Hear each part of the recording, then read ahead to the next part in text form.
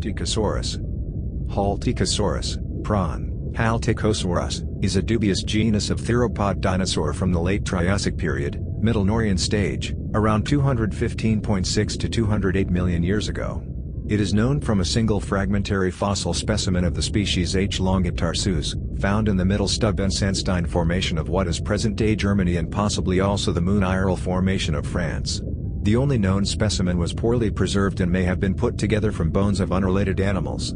Further research would be required to determine which of the bones belonged together, and what kind of theropod Halticosaurus was. However, most of the bones have been lost. For these reasons, Halticosaurus is considered to be a nomen dubium. Etymology.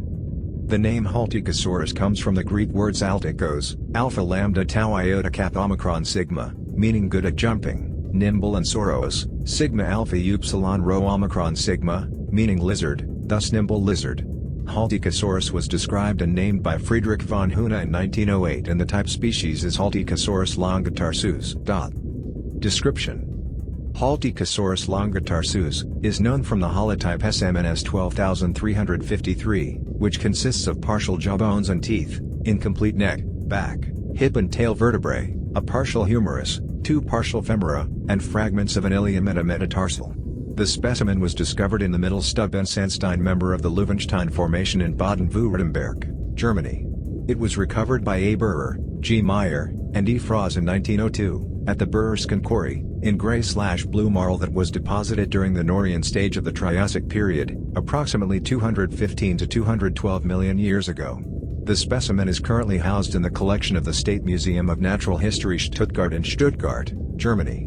Von Huene named Halticosaurus orbito-ungulatus in 1932 on the basis of a mangled skull also from the Middle Stubensandstein, but it is now considered to have belonged to the indeterminate Loricodanarchus or Apatosuchus.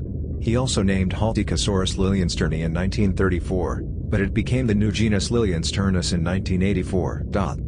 According to Wells, 1984, H. longotarsus could be distinguished from the similar species Liliensternus liliensterni based on the following features. In 1992, Michael Benton noted that the skull was 18 inches, 46 centimeters, long but was lightly built, with large fenestrae. The legs of the specimen were strong, and its arms were relatively short. Benton estimated that Halticosaurus would have been about 5.5 meters, 18.0 feet, long. However, the fossil material used by these previous researchers was later found to be mixed together with the remains of other animals, including a sauropodomorph, Celosaurus gracilis.